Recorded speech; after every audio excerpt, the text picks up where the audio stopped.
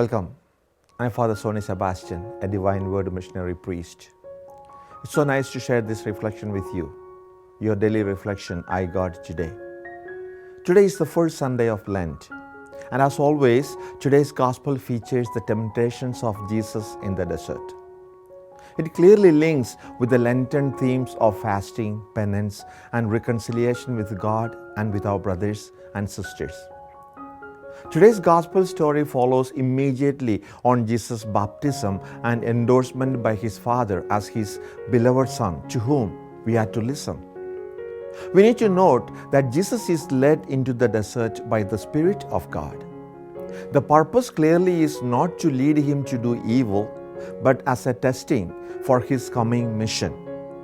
Will he fail like our first parents, Adam and Eve? Or like the Israelites of old? Or will he prove himself worthy of the mission he has been given by his own Father? Jesus has fasted for 40 days.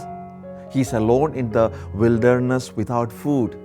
He is hungry, weak, and vulnerable. Now is the time for the tempter to move in. Each of these three temptations touches on Jesus' identity as the Son of God, which had been revealed during his baptism. This is my beloved Son, in whom I am well pleased. Jesus was tested 3 times by the Satan. First, to turn stones into bread. Second, to jump from the pinnacle of the temple of Jerusalem. And third, to bow down and worship the devil himself.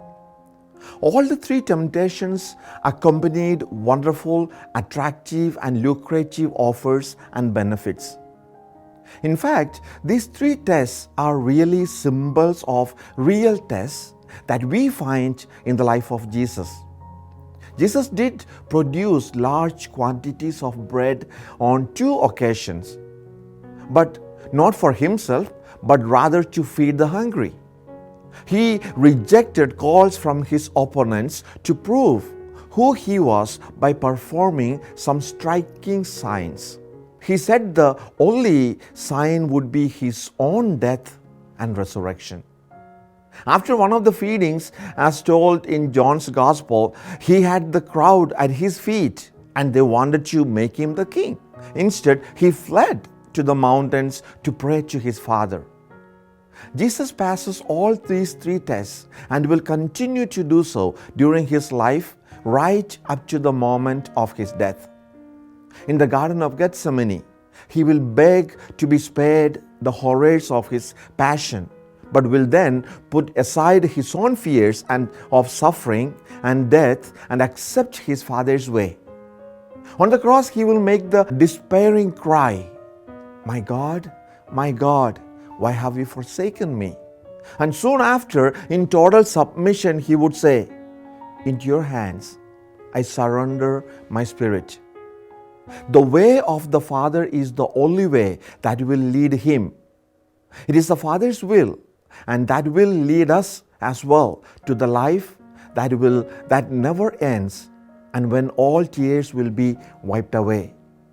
May we all have a fruitful and a happy Lent. Amen. Thank you for partnering with WordNet. Now we have an easy and fun way of making your donations to WordNet. Use the number that is on the screen to text your amount and follow the on-screen instructions. Thank you very much and be blessed always.